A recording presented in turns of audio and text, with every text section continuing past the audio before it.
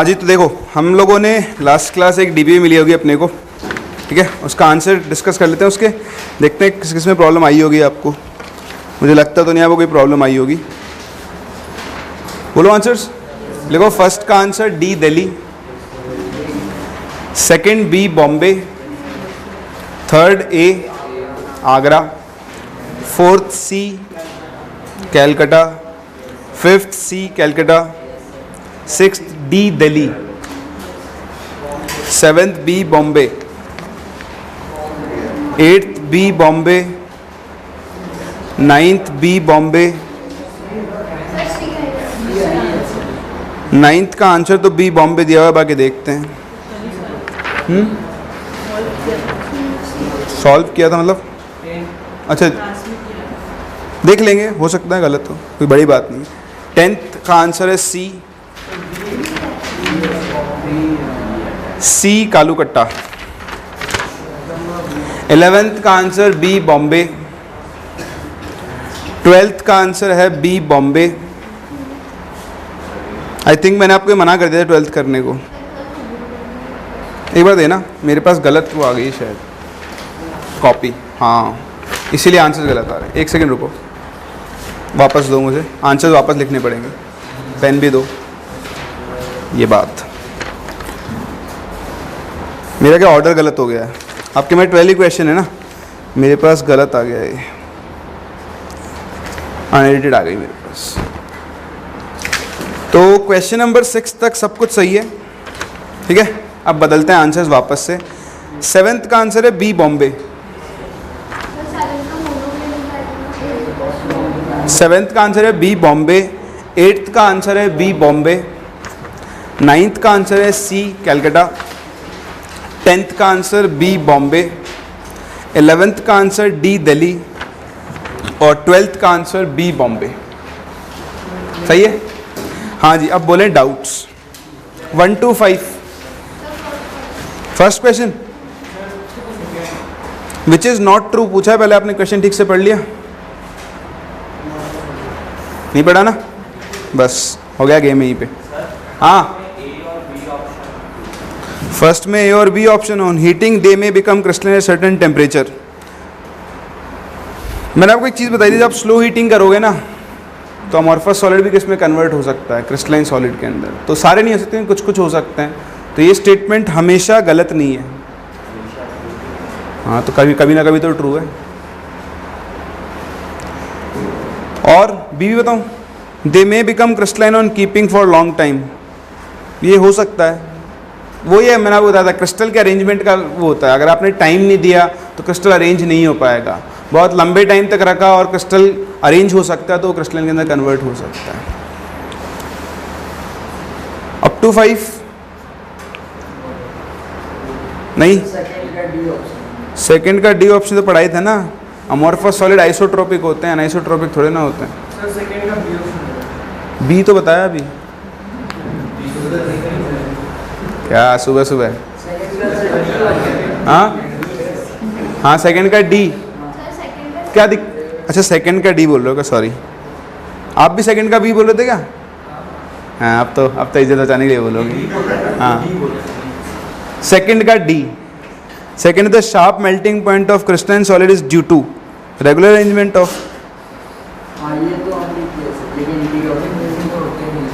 D option मतलब D option तो ये बताएगा ना कि दो अलग अलग डायरेक्शन में अलग अलग आएगा।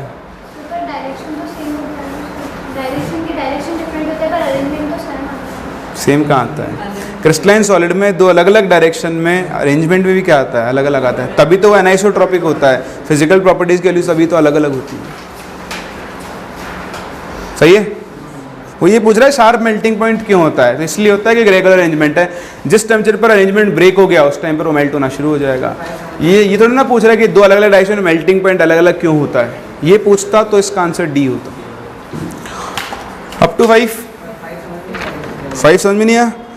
The lattice site in a pure crystal can not B occupied by. Lattice site मतलब लैटिस पॉइंट। तो लैटिस पॉइंट को कौन ऑक्यूपाई करता है? एटम, मॉलिक्यूल्स या आयंस। इलेक्ट्रॉन थोड़े ना क्रिस्टल बनाते हैं, क्रिस्टल तो एटम बनाएंगे या मॉलिक्यूल बनाएंगे, आयंस बनाएंगे।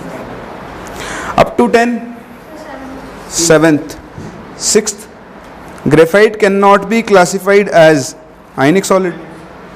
आयन सॉलिड होते हैं ग्रेफाइट में, ग्रेफाइट तो प्योर कार्बन होता है। आयनिक सॉलिड क्या होगा? Na+ और Cl-।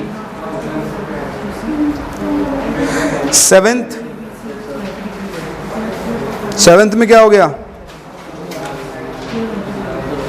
देखो आपको 3 वैल्यूज दी हुई हैं, एक ए की वैल्यू दी हुई है 5.62, आ गया? टेबल से तो बनाना था अपने को, C टोर HMT, ठीक है।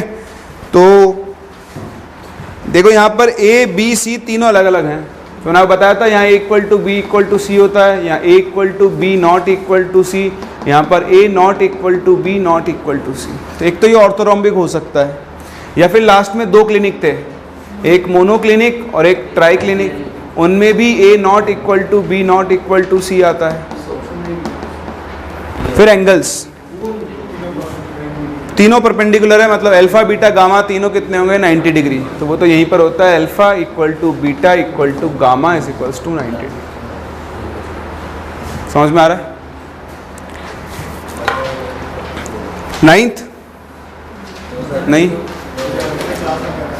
हाँ, up to 14th, sorry up to 12th, 11th, 12th, एक second, 6th 7th 8th 9th 10th 11th और 12th बताना है, 11th बताना है। As it cools, olive oil slowly solidifies and forms a solid over a wide range of temperature. Which term best describes solid? Olive oil, oil में क्या होते हैं बताओ? मेन कंपोनेंट्स पता है ऑयल के क्या होते हैं? ऑर्गेनिक कंपाउंड होते हैं, ऑर्गेनिक मॉलिक्यूल्स बड़े बड़े, लाइक फैट्स। उनके अंदर क्या होता है भाई? ऑयल का मेन कंपोनेंट क्या होता है? ऑयल में मेनली फैट्स होते हैं, ठीक है। 2 तरह के फैट्स होते हैं, सैचुरेटेड और अनसैचुरेटेड, ठीक। तो इनमें बड़ी बड़ी कार्बन चेन्स होती हैं अगर आप फैट्स के फॉर्मूले बनाओगे। तो बताओ जो आपके पास हाइड्रोकार्बन्स हैं या कोई भी कार्बन कंटेनिंग कंपाउंड्स हैं, इनके बीच में कौन से फोर्सेस काम करेंगे? पहली बात बताओ, ये एटम्स होंगे या मॉलिक्यूल्स होंगे? मॉलिक्यूल्स होंगे, ठीक है। तो मॉलिक्यूल्स होंगे तो इनके बीच में कौन से फोर्सेस काम करेंगे? Van der Waals forces.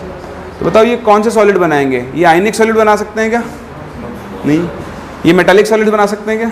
तो ये कौन सॉलिड बनाएंगे? ये नेटवर्क सॉलिड बना सकते हैं क्या? नेटवर्क में क्या होता है? 1 या 2 टाइप के एटम होते हैं, उनके बीच बहुत सारे कोवेलेंट बॉन्ड्स होते हैं। यहाँ पे तो 15-15, 20-20 कार्बन एटम्स होंगे, एक बहुत बड़ा मॉलिक्यूल होगा, वो बहुत बड़ा मॉलिक्यूल दूसरे बड़े मॉलिक्यूल को वैन डर वाल्स फोर्सेस से क्या कर रहा होगा? अट्रैक्ट कर रहा होगा। तो ये मॉलिक्यूलर सॉलिड्स ही बना सकते हैं और कोई नहीं बना सकते। बड़े बड़े मॉलिक्यूल्स हैं तो कौन सा सॉलिड बनेगा? मॉलिक्यूलर सॉलिड ही बनेगा, ठीक। तो इसका आंसर क्या हो जाएगा? डी हो जाएगा। मॉलिक्यूल्स क्रिस्टल लिखा हुआ है, मॉलिक्यूलर क्रिस्टल लिख लेना इसको आप। 14th, at very low temperature oxygen O2, sorry 12th, at very low temperature oxygen O2 freezes and forms a crystalline solid. Which term best describes the solid? बताओ O2 क्या है? मॉलिक्यूल, पोलर है non polar है? ठीक, तो simple O2 molecule है और non polar है आपका, तो O2 बताओ इनके बीच में कौन से फोर्सेस काम करेंगे? Simple van der Waals forces. कौन सा क्रिस्टल बनेगा? Molecular crystal. कर लोगे? चलो आगे बढ़े।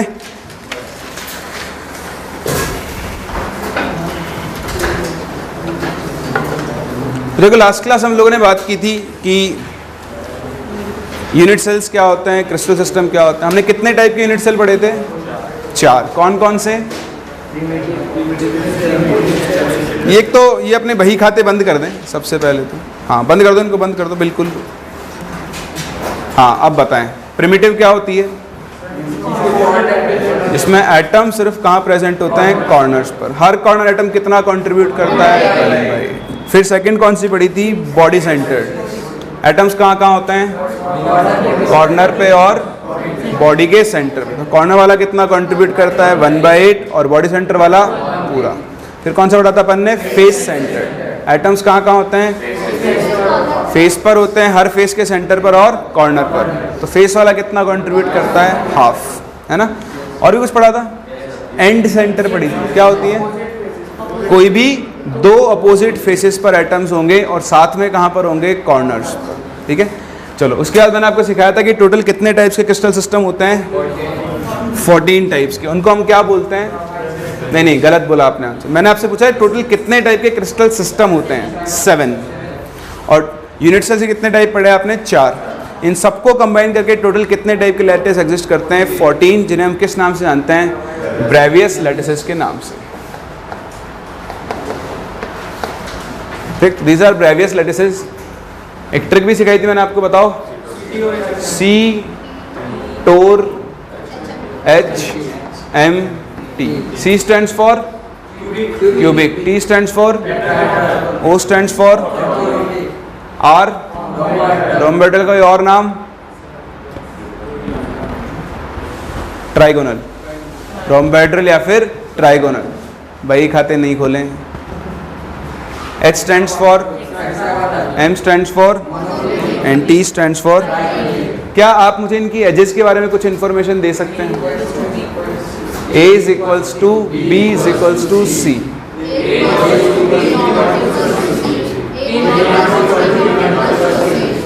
आगे वापस से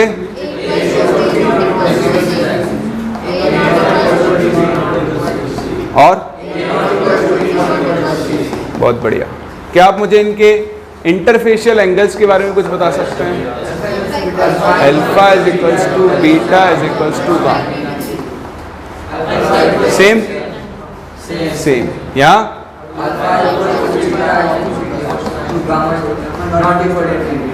नॉट इक्वल टू 90, बहुत बढ़िया। आगे अल्फा इज इक्वल्स टू,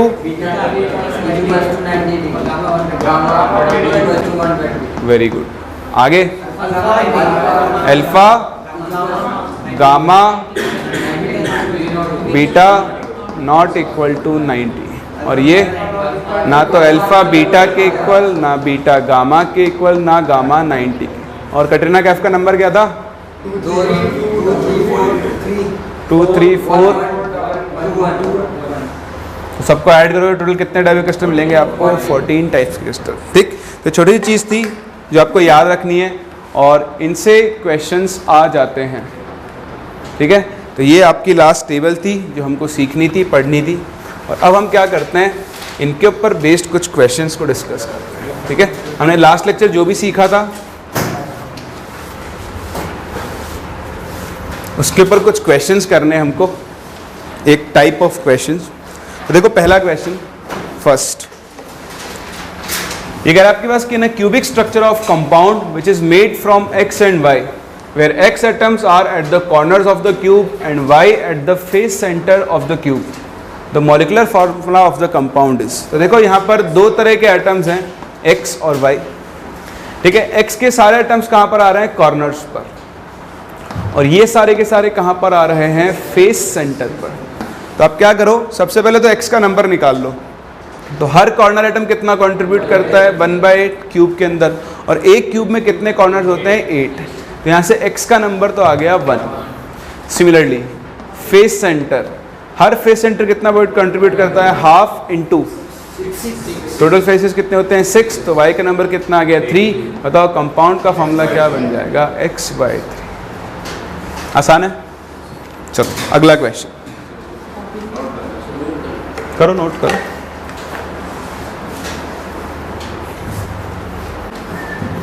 देखो नेक्स्ट क्वेश्चन, चलो ये क्वेश्चन आप लोगों को ट्राई करना है।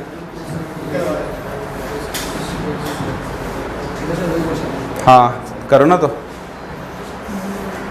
वही क्वेश्चन है, मुझे पता है, आंसर भी वही आना चाहिए। हाँ यही होगा आंसर, आसान है। देखो बोल रहा है एक फेस सेंटर्ड लैटिस है, तो फेस सेंटर्ड का मतलब क्या हो गया? एटम्स कहाँ कहाँ पर प्रेजेंट है? कॉर्नर्स पर और फेस के सेंटर पर। अब बता रहा है क्वेश्चन भी, x एटम्स तो हैं कॉर्नर पर। ठीक है, तो हर कॉर्नर पर x एटम है आपका, और y एटम्स कहाँ पर है? फेस सेंटर पर। तो y एटम्स को वाइट कलर से बना लेता हूँ।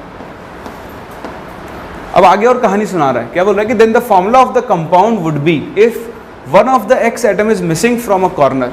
एक x एटम गायब हो गया कॉर्नर पे से, तो जो गायब होगा अब वो बचा ही नहीं, इसका कोई कंट्रीब्यूशन ही नहीं है। तो बताओ अब कितने x एटम होंगे इफेक्टिवली? तो 7 कॉर्नर्स और उनका 1/8 कंट्रीब्यूशन। बताओ y के एटम्स तो अब भी कितने होंगे? 6 सेंटर्स और उसका कंट्रीब्यूशन हाफ। तो फॉर्मूला हो गया x7/8y3। हम कभी भी फॉर्मूला फ्रैक्शनल फॉर्म में नहीं लिख सकते, इसलिए हमें इसको कंप्लीट रेशियो में बदलना होगा। तो दोनों को 8 से मल्टीप्लाई कर दो तो ये बनेगा x7 और ये कितना बनेगा 20। समझ में आ रहा है? कर लोगे? चलो आखिरी प्रश्न, इसका आंसर सबका आना चाहिए।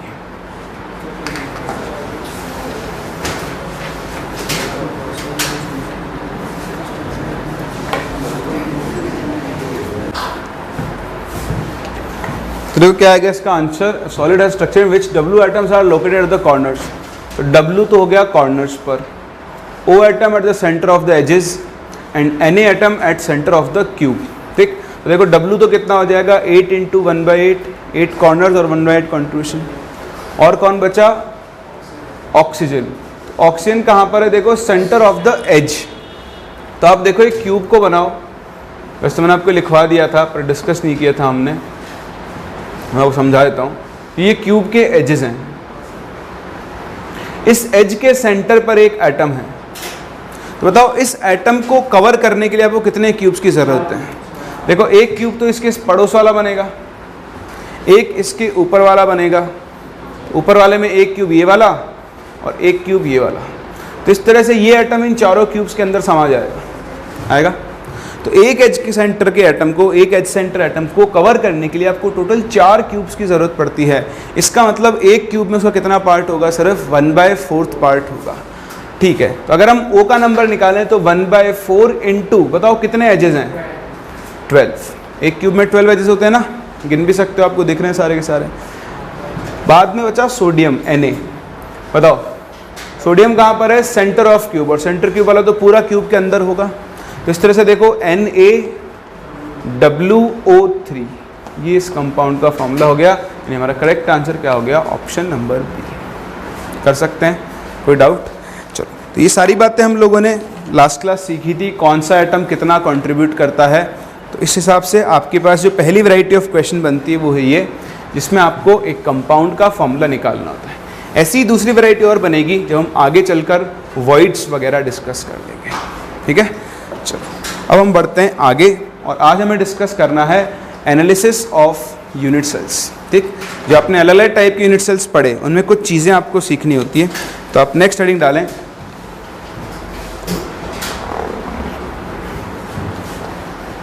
दैट इज एनालिसिस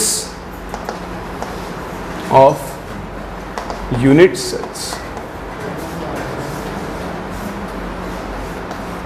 ठीक, तो अलग अलग यूनिट सेल्स के लिए आपको कुछ चीज़ें कैलकुलेट करनी होती हैं। तो सबसे पहले हम बात कर रहे हैं, हम बात करते हैं प्रिमिटिव। अच्छा, हम यहाँ पे ना analysis of cubic unit cell लिख देना आप, हम सिर्फ क्यूबिक यूनिट सेल्स को डिस्कस कर रहे हैं अभी। हमारे सिलेबस में क्यूबिक यूनिट सेल्स हैं और एक हेक्सागोनल यूनिट सेल, उसको हम आगे चलकर डिस्कस करेंगे। ठीक है, तो सबसे पहले आप लिखो सिंपल क्यूबिक यूनिट सेल।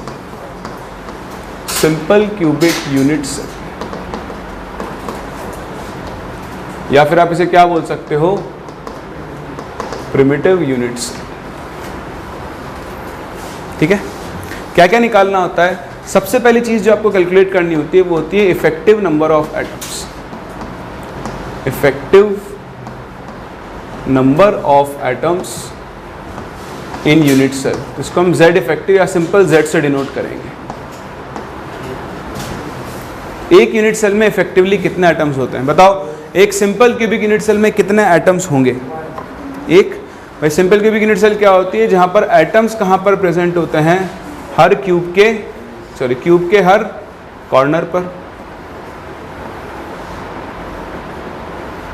ठीक, तो ये एक एटम, ये दूसरा एटम, ये तीसरा, चौथा, पांचवा, छठा, 7, 8, हर कॉर्नर पर एटम प्रेजेंट है। बताओ हर कॉर्नर एटम कितना कंट्रीब्यूट करता है? 1/8।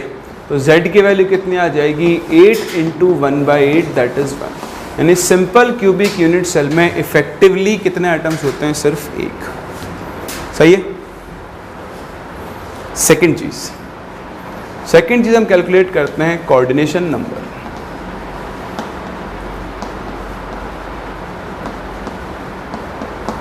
CN।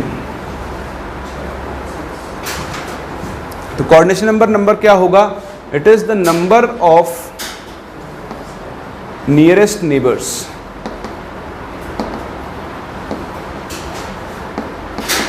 ठीक, एक एटम के जितने भी नियरेस्ट नेबर्स होंगे उसी को हम लोग क्या बोलेंगे, उसका कोऑर्डिनेशन नंबर बोलेंगे। ठीक है, तो अब आप ध्यान देना, कभी भी अगर आप कोऑर्डिनेशन नंबर निकालो तो सिंगल यूनिट सेल से नहीं निकालते हैं, आसपास जितने भी यूनिट सेल होंगे आपको सारी ध्यान रखनी होगी। तो देखो अभी तो सारे एटम्स का टाइप सेम है, आप किसी से बात कर लो, जैसे मैं इससे बात करूँ, ठीक, बताओ इसका नियरेस्ट नेबर कौन होगा।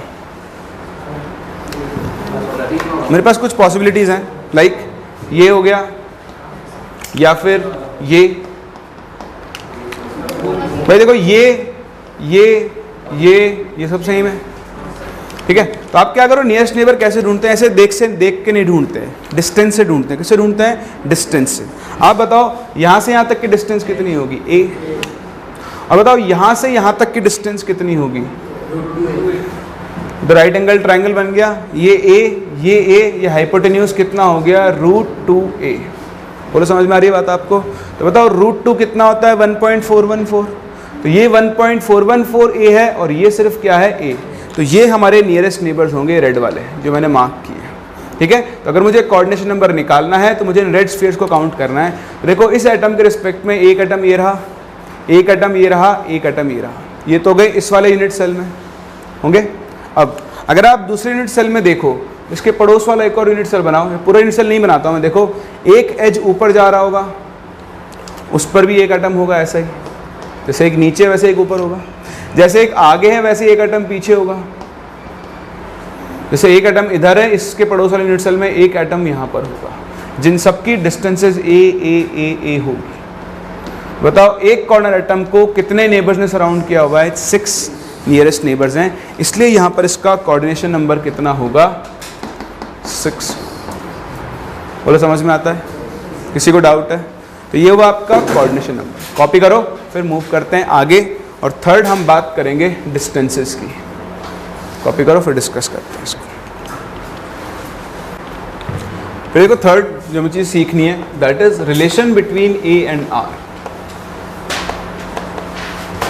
ए एंड आर, ए और आर क्या है, ए तो क्या है, इस क्यूब की एज लेंथ, और आर क्या है, radius of sphere,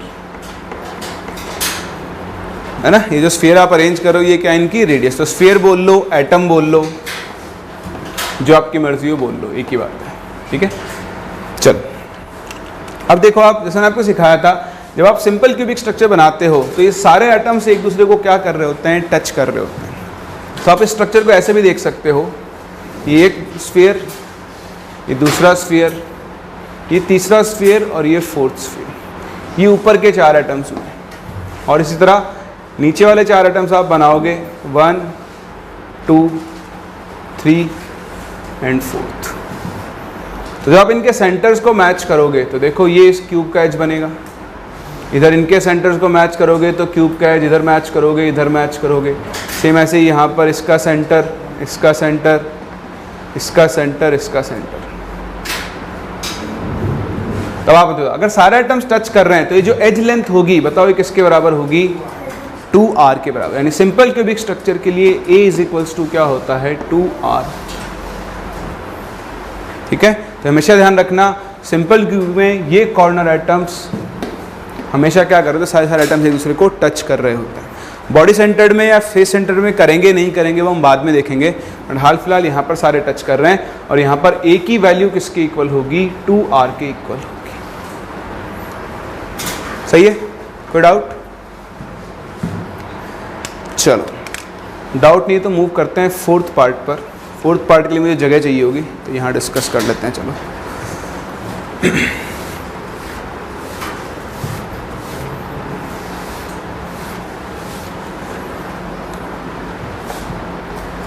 fourth is packing fraction.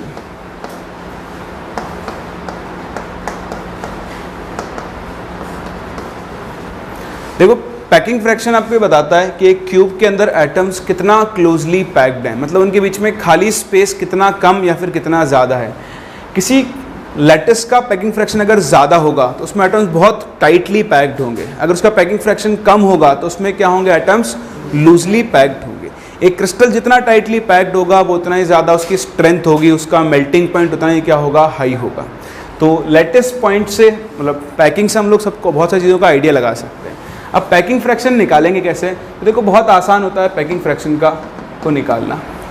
आप बताओ, ये आपके सामने सिंपल क्यूबिक क्रिस्टल बना हुआ है, ठीक है, बताओ क्या इन सारे एटम्स के बीच में गैप जीरो है?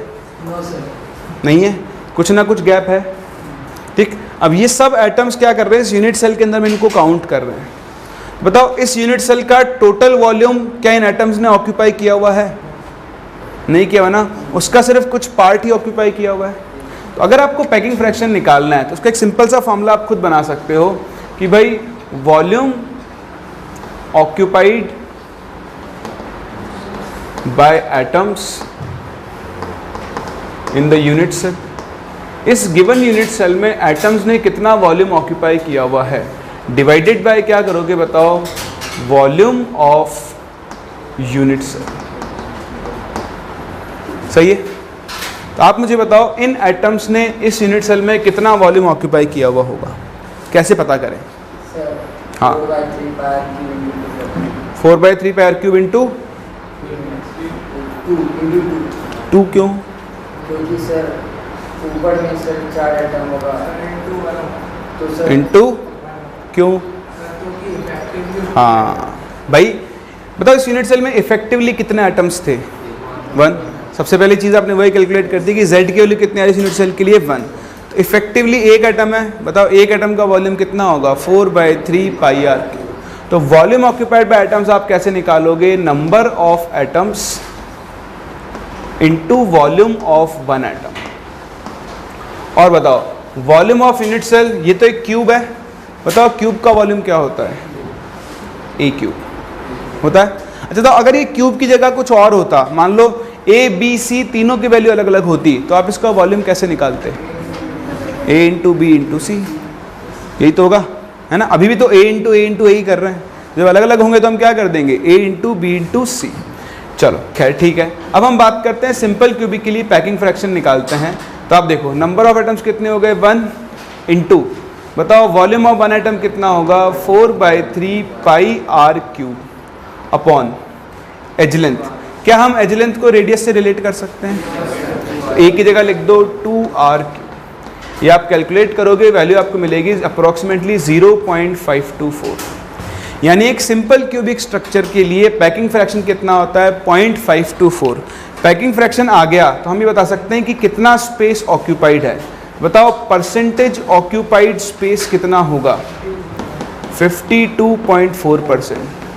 इसको 100 से मल्टीप्लाई कर दो, यानी इसका जितना भी वॉल्यूम है उसका 52.5% तो एटम्स ने ऑक्यूपाई किया हुआ है।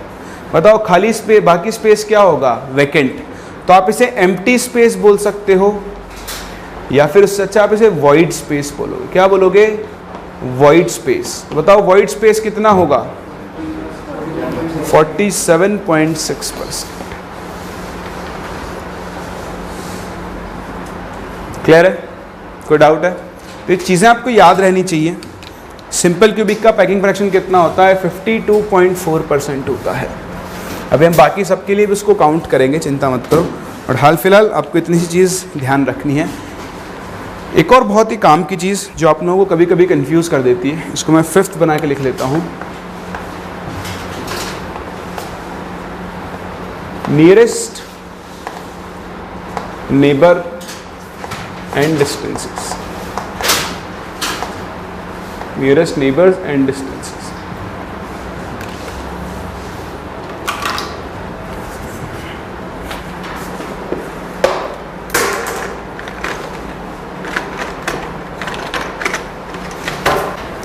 देखो ये क्या पॉइंट है, ये आपको खुद को विजुलाइज करना है, यहाँ पे कुछ भी रटना नहीं है, आपको सिर्फ समझना है।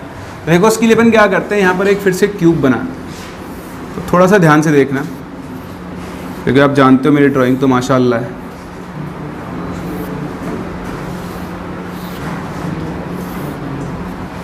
देखो हम एक सिंपल क्यूब बना रहे हैं।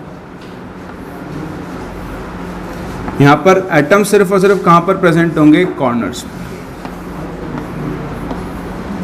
तो देखो आप किसी भी एक एटम के रिस्पेक्ट में बात कर लो, मैं इस एटम के रिस्पेक्ट में बात करता हूँ, ठीक। बताओ इस एटम के लिए मैं रेड कलर से शेड कर रहा हूँ, ये एटम और ये एटम, ये सब के सब कौन से नियरेस्ट नेबर होंगे? फर्स्ट नियरेस्ट नेबर, क्योंकि ये सारी डिस्टेंसेस कितनी हैं? ए। सही है। क्या आप मुझे इस एटम का सेकंड नियरेस्ट नेबर बता सकते हो? अब सेकंड की कंपटीशन देखो, सेकंड में कौन कौन आ सकता है? सेकंड में एक तो ये आ सकता है और एक ये भी तो हो सकता है, ये वाला पूरा हो सकता है, नहीं हो सकता? हो तो सकता है, होने में क्या दिक्कत है? वो तो देखना पड़ेगा है या नहीं है, वो बात अलग है, लेकिन हो सकता है, पॉसिबिलिटी तो इसकी आपके पास है ही। ठीक है, इसके लिए हम ये वाला कलर यूज कर लेते हैं। चलो काउंट करें, बताओ ये वाली डिस्टेंस कितनी होगी? दिस वुड बी √2a होगी। तो बताओ ये वाली डिस्टेंस कितनी होगी? तो ये क्यूब बॉडी डायगोनल है क्यूब का, देखो ये वाली डिस्टेंस निकाल लो आप, ये कितनी आती है? √2a, ये है a प्लस √2a का a square plus √2a square, तो ये वैल्यू कितनी बन जाएगी? √3a। और इतनी मैथ्स तो देखो आपको सबको अच्छी तरह से आती है कि एक क्यूब का बॉडी डायगोनल कितना होता है? √3a होता है। तो बताओ इसमें से और इसमें से सेकंड नियरेस्ट नेबर कौन है? तो ये कौन होगा? आपका सेकंड नियरेस्ट नेबर होगा। बोलो होगा? बताओ इसी तरह ये कौन सा होगा? ये कौन सा होगा? आपका थर्ड नियरेस्ट नेबर होगा। तो इस तरह से आप नियरेस्ट नेबर डिस्टेंसेस निकाल सकते हो, एटलीस्ट थर्ड तक आपको निकालना आना चाहिए। कई बार ऐसे से पूछते हैं, इसका एक और नाम हो सकता है नेक्स्ट टू फर्स्ट नियरेस्ट। जो नेक्स्ट टू फर्स्ट नियरेस्ट होगा वो कौन सा होगा? आपका सेकंड नियरेस्ट होगा। बोलो बात समझ में आ रही है? अच्छा चलो एक और चीज़ पूछता हूँ, बताओ फर्स्ट नियरेस्ट नेबर कितने होंगे? 6 होंगे ना? एक 3 तो ये दिख रहे हैं आपको, 1 2 3, अभी भी कोऑर्डिनेशन नंबर सिखाया था ना? एक इधर होगा, फोर्थ एक ऊपर होगा, फिफ्थ और एक ये नीचे, सॉरी एक सामने होगा यहाँ पर, सिक्स्थ होगा। अच्छा बताओ सेकंड नियरेस्ट नेबर कितने होंगे? क्या सेकंड नियरेस्ट नेबर कितने होंगे? बताओ, चलो काउंट करो आप एक बार। देखो आपको अगर ये ढूंढना है तो इसके लिए क्या बनाओ? पहले तो सारी क्यूब्स बनाने पड़ेंगे आपको, है ना, आसपास यूनिट से। पहले आप देखो, एक ये रहा फेस डायगोनल, बताओ ये भी तो फेस डायगोनल ही होगा, फ्रंट वाला फेस है ना ये, तो ये एटम कितने डिस्टेंस पर होगा? √2 है, इसको तो आपने काउंट ही नहीं किया। बताओ ये एटम इससे कितने डिस्टेंस पर होगा? समझ में आ रहा है? चलो तो एक में कितने आ गए आपके पास? 3 एटम आ गए। कोई और पॉसिबल है क्या? नहीं है ना? अब इसके पड़ोस वाली यूनिट सेल बनाओ। हाँ कितना आएगा? 12 आएगा। ठीक है, तो देखो ये एक एटम यहाँ, एक एटम यहाँ,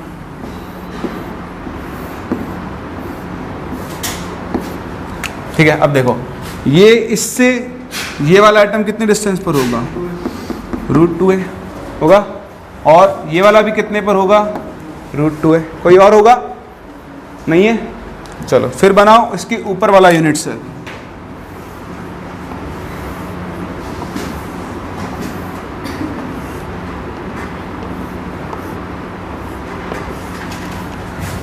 इस एटम से बताओ ये एटम कितने डिस्टेंस पर होगा? और कोई? ये वाला √2a फेस डायगोनल के लॉन्ग होगा। फिर इसको आगे एक्सटेंड करो यूनिट सेल को ऐसे, बताओ इससे ये वाला भी कितने पर होगा? √2a। और ये वाला ये नहीं होगा ना, तो बॉडी डायगोनल पे चला जाएगा। वही तो बता रहा हूँ, अब काउंट करें। ठीक है, अब जितने इधर है पीछे की तरफ उतने आगे की तरफ भी आएंगे। तो गिनो कितने दिख रहे हैं आपको?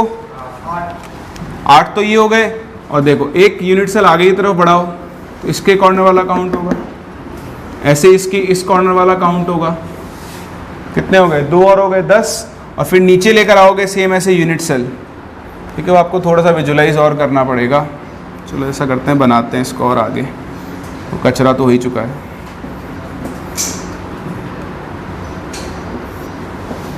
तो देखो मैं आपको सिखाऊं, एक तो फ्रंट वाला एक बना रहा हूँ, एक तो ये होगा और एक ये वाला जो फेस बनेगा उसका ये वाला आइटम भी इससे कितने डिस्टेंस पर होगा? √2 होगा। तो इस तरह से आपके पास टोटल कितने आएंगे?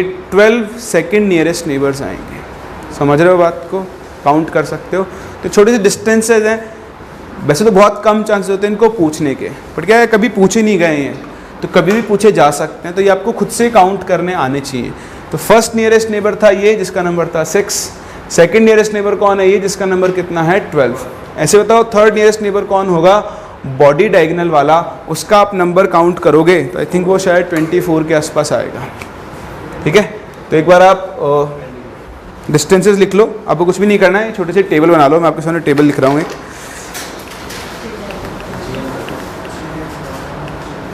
ये रही 8 आएगा, √3 है third nearest neighbour, sorry second nearest neighbour, ये तो फर्स्ट नियरेस्ट नेबर था। तो आप देखो वैल्यूज ये बना के लिख लो, आपको रटनी नहीं है, डायग्राम बनाने की ज़रूरत नहीं है, ये तो आपको विजुलाइज करवाया था मैंने। वो जब ज़रूरत पड़े तो आपको खुद को बनाना आना चाहिए। तो छोटी सी टेबल है, नियरेस्ट यानी पहला A और नंबर है 6। फर्स्ट नियरेस्ट नेबर मतलब सेकंड वाला जो है नियरेस्ट के अगला वाला वो √2 डिस्टेंस पर होगा 12। Next to second nearest neighbour √3 पर होगा, उसका नंबर होगा 8। और उसका भी नेक्स्ट 2 पर होगा जिसका नंबर कितना होगा? 6।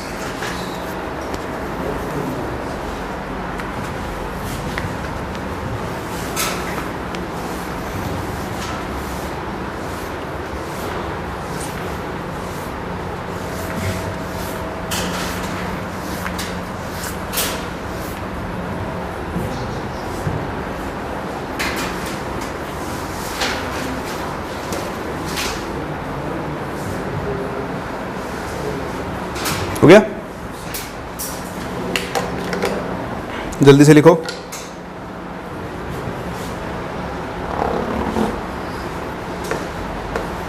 फिर हम एनालाइज करते हैं सेकेंड टाइप के यूनिट सेल को, that is body centred cubic, जिसे हम BCC यूनिट सेल भी बोलते हैं।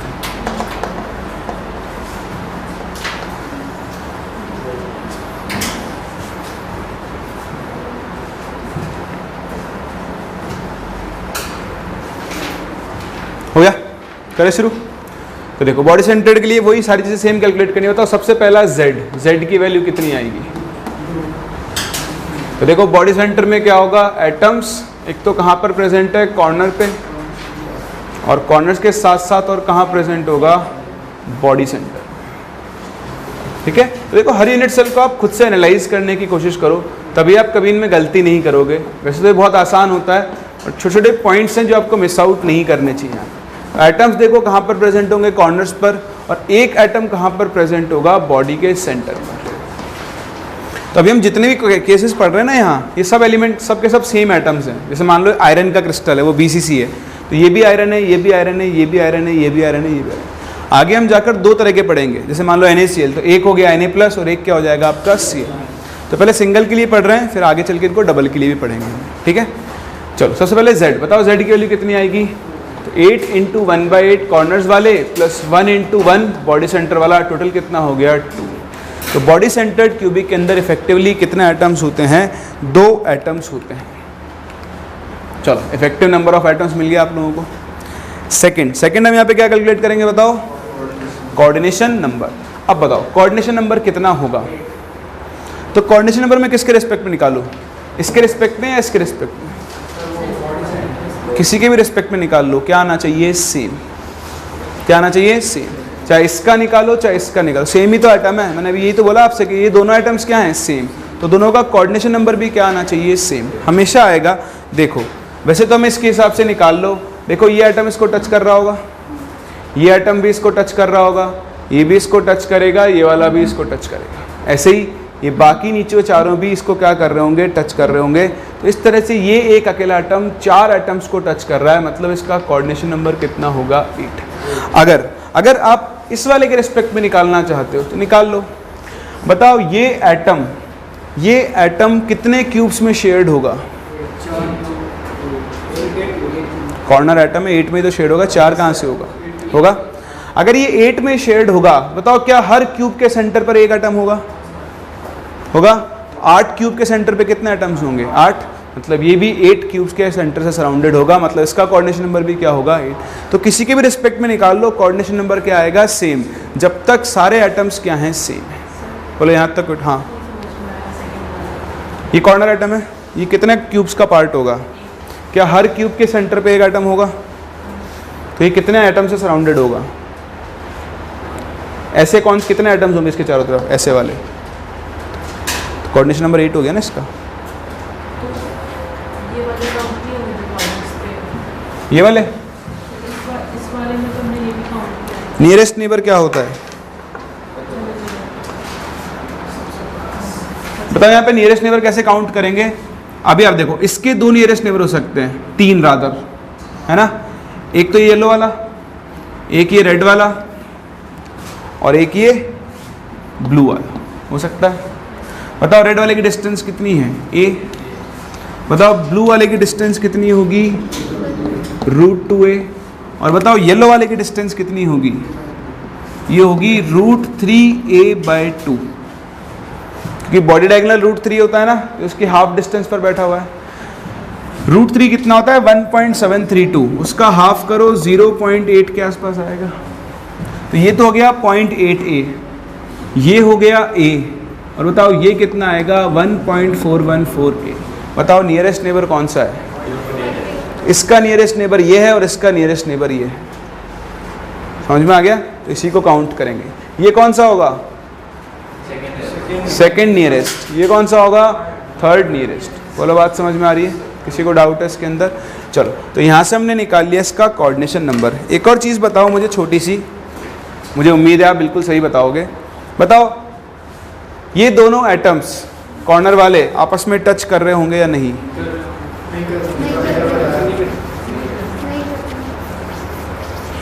सोचो समझो, जवाब तो नहीं कर रहे होंगे। क्यों?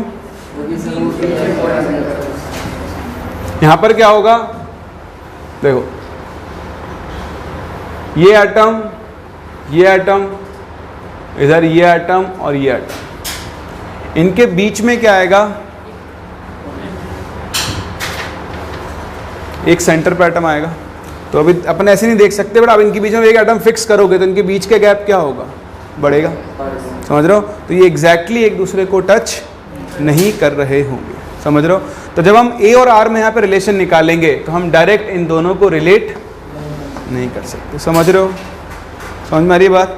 ठीक है। तो लगता ऐसा है आपको कि सामने वाले टच कर रहे होंगे, लेकिन क्या होता है जब ये एक एटम इन चारों के बीच में जाएगा तो क्या होगा, थोड़ा सा स्पेस क्रिएट करेगा।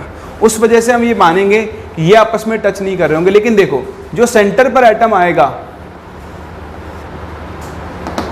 ये ऐसे टच कर रहा होगा, ये एटम और ये एटम, देखो ये तीनों एटम एक दूसरे को टच कर रहे होंगे। ठीक है। तो जब आप इनके बीच में रिलेशन निकालोगे, मान लो आपको बॉडी सेंटर के लिए रिलेशन निकालना है, तो ये आपने यहाँ ले लिया, ऐसा लो, देखो ये एटम, मैं दोबारा नया डायग्राम बनाता हूँ उसके लिए। तो सेकंड ये तो निकाल लिया, कोऑर्डिनेशन नंबर निकाल लिया। थर्ड चीज़ हम यहाँ पे क्या निकालेंगे, relation between A and R. तो अगर आप एक बॉडी सेंटर्ड क्यूबिक स्ट्रक्चर को देखो तो इस बॉडी डायगोनल के अलोंग ये तीनों एटम्स क्या कर रहे होंगे, एक दूसरे को टच कर रहे होंगे। तो आपको जब एटम्स को रिलेट करना है तो आप 3 एटम्स बनाओ और इन तीनों एटम्स के सेंटर को आप मैच करो। बताओ ये डिस्टेंस किसकी इक्वल होगी, कितना होगा, √3a। ये कितना सेंटर से मिला होगा अगर आप डिस्टेंस, तो r 2r r। तो बताओ √3a किसके इक्वल हो गया, 4r। बताओ r की वैल्यू कितनी आ जाएगी, √3a/4। तो बॉडी सेंटर्ड क्यूबिक में अगर आप r और a के बीच में रिलेशन निकालो तो वो कितना आएगा, r इज इक्वल्स टू होता है √3/4 या फिर √3a is equals to 4r। तो ये रटने की जरूरत नहीं है, आप अच्छी तरह जानते हो एक क्यूब का बॉडी डायगोनल √3 है, अगर ये तीनों इसके लॉन्ग टच कर रहे हैं तो डिस्टेंस टोटल 4r होगी, तो 4r इज इक्वल्स टू √3 हो गया। इसके बाद हम क्या निकाल सकते हैं, packing fraction. So fourth packing fraction,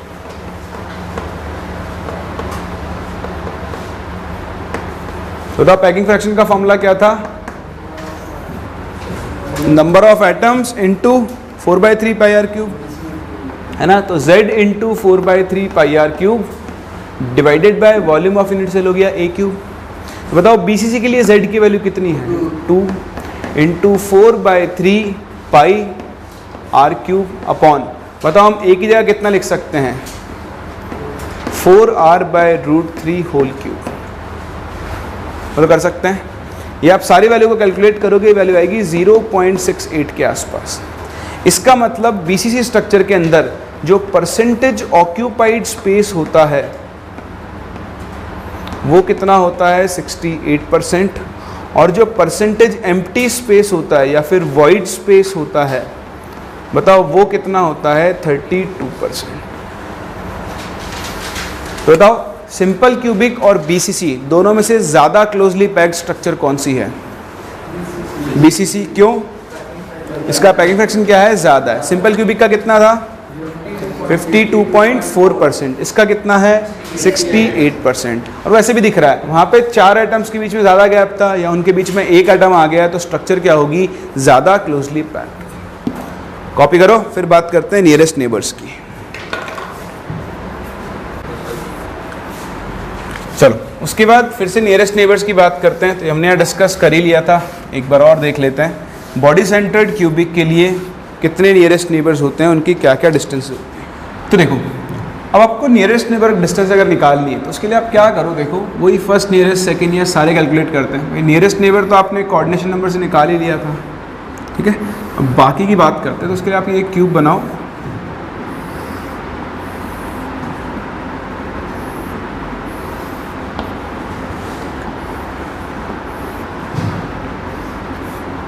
तो आप देखो एक एटम तो होगा आपके बॉडी सेंटर के ऊपर, ठीक है। बाकी एटम्स कहाँ पर होंगे, सारे कॉर्नर्स पर। तो आप चाहो तो बॉडी सेंटर के हिसाब से निकाल लो, आप चाहो तो क्या करो, कॉर्नर एटम से निकाल लो। तब क्या कॉर्नर एटम से निकालोगे तो ज़्यादा आसान रहेगा। तो हम क्या करते हैं, इस एटम के रिस्पेक्ट में निकालते हैं। आप देखो इस एटम रिस्पेक्ट में ये डिस्टेंस तो कितनी आएगी, √3a/2 बॉडी डायगोनल का। एक इसका नियरेस्ट एटम और कौन नज़र आ रहा है मुझे, ये वाला, तो ये डिस्टेंस कितनी होगी, a। और एक और कौन हो सकता है, ये वाला, जिसकी डिस्टेंस कितनी होगी, √2a। तो देखो इनमें सबसे छोटी वैल्यू है ये, तो ये तो गया नियरेस्ट नेबर जो हमने देख लिया है। तो अगर आप नियरेस्ट की बात करो या फर्स्ट नियरेस्ट बोलो, तो उसकी डिस्टेंस तो हो गई √3a/2, ठीक। तो ये तो हो गई डिस्टेंस। और बताओ नंबर कितना बनेगा, देखो ये कॉर्नर एटम 8 क्यूब्स का पार्ट होगा, हर क्यूब के सेंटर पर एक एटम रखा होगा, तो इस तरह से इसका नंबर कितना आएगा, 8, जो हमने कोऑर्डिनेशन नंबर में भी देख लिया था। फिर हम बात करते हैं सेकंड नियरेस्ट की। सेकंड नियरेस्ट, तो देखो सेकंड नियरेस्ट कौन सा है, ये वाला, a डिस्टेंस पर। तो इसकी डिस्टेंस तो कितनी हो गई, a, तो इसका नंबर कितना होगा। तो आप देखो इस क्यूब में ये एक a डिस्टेंस पर है, ये भी a डिस्टेंस पर है, ये वाला भी a डिस्टेंस पर है। ऐसे इसके पड़ोस में एक और क्यूब होगा, तो उसके एज वाला एटम भी इससे a डिस्टेंस पर होगा। एक इसके सामने वाले एज पर होगा, वो भी a डिस्टेंस पर होगा, और एक इसके ऊपर वाले एज पर होगा, वो भी यहाँ से कितने डिस्टेंस पर होगा, a डिस्टेंस पर। तो जो सेकेंड नियरेस्ट नेबर है उनका नंबर कितना होगा, 6। आसान है। फिर बात करते हैं थर्ड की। तो देखो ये रहा थर्ड नियरेस्ट नेबर, जिसकी डिस्टेंस कितनी है, √2a। तो अगर आप थर्ड नियरेस्ट की बात करो तो थर्ड नियरेस्ट की डिस्टेंस कितनी है, √3a है। और अब इसका नंबर, तो इसका नंबर निकालने के लिए हम दूसरा डायग्राम बनाते हैं। देखो फिर से आप एक क्यूब बनाओ,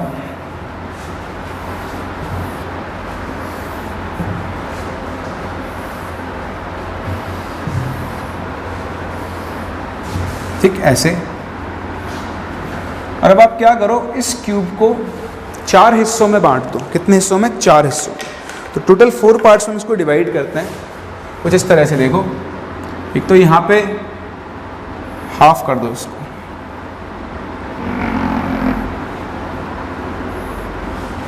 ठीक, एक इसको ऐसे काट दो। तो अब ऐसे काटो तो ये फ्रंट वाले फेसेस, ये बैक वाली,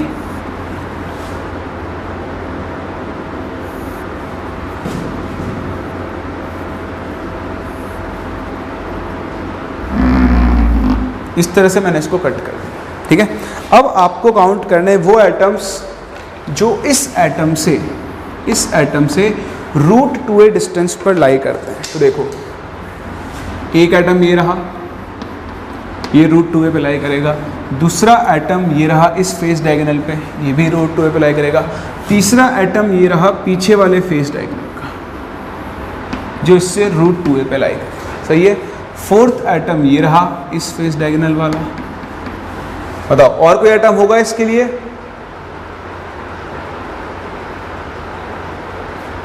हो गए? चलो एक एटम देखो ये रहा इस वाले फेस डायगोनल वाला, है ना, ये वाला, क्योंकि ये वाला तो फिर बॉडी डायगोनल पे आएगा। जैसा करो इसको भी यहाँ की जगह यहाँ से काउंट करते हैं, ज़्यादा आसान रहेगा हमें, है ना। यहाँ आपको फिर ऊपर बनाना पड़ जाएगा। तो एक बार फिर से इसको गायब करो।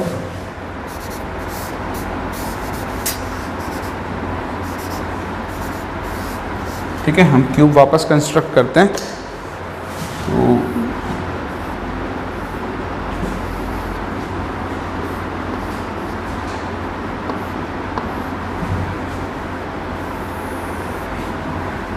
तो ये तो कंप्लीट हो गया आपका क्यूब, और ये वो आपका हाफ क्यूब।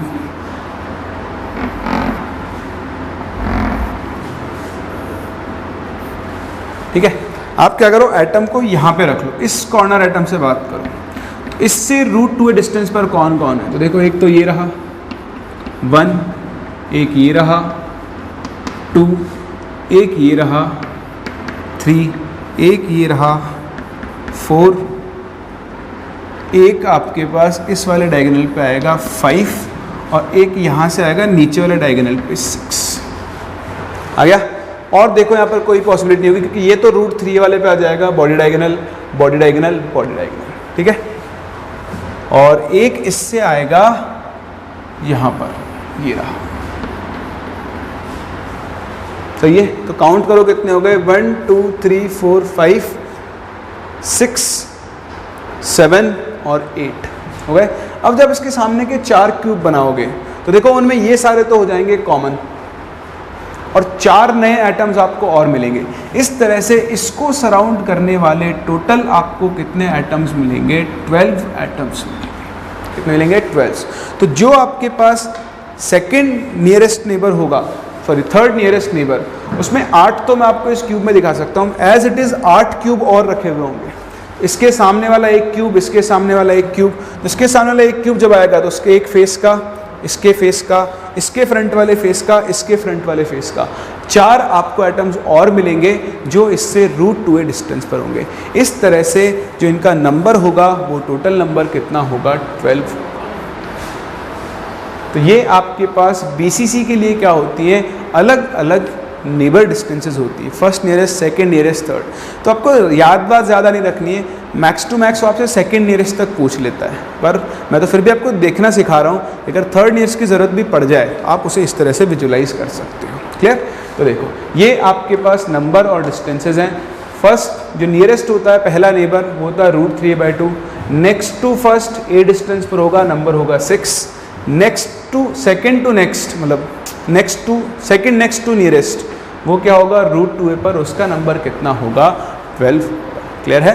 चलो आज हम यहीं तक कंप्लीट कर रहे हैं। आज हम लोगों ने सिंपल क्यूबिक यूनिट सेल और बॉडी सेंटर्ड यूनिट सेल के लिए कुछ चीज़ें डिफाइन की। इफेक्टिव एटॉमिक नंबर हम लोगों ने बात की, कोऑर्डिनेशन नंबर की, पैकिंग फ्रैक्शन, तो आपको पैकिंग फ्रैक्शन याद रखना है। सिंपल क्यूबिक का कितना होता है? 52.4%, और BCC का कितना होता है? 68%। नेक्स्ट क्लास हम बात करेंगे फेस सेंटर्ड यूनिट सेल की, उसको एनालाइज करेंगे, उसमें number of atoms, packing fraction, सब कुछ कैलकुलेट करेंगे। मिलते हैं नेक्स्ट क्लास और यहाँ से आगे कंटिन्यू करेंगे।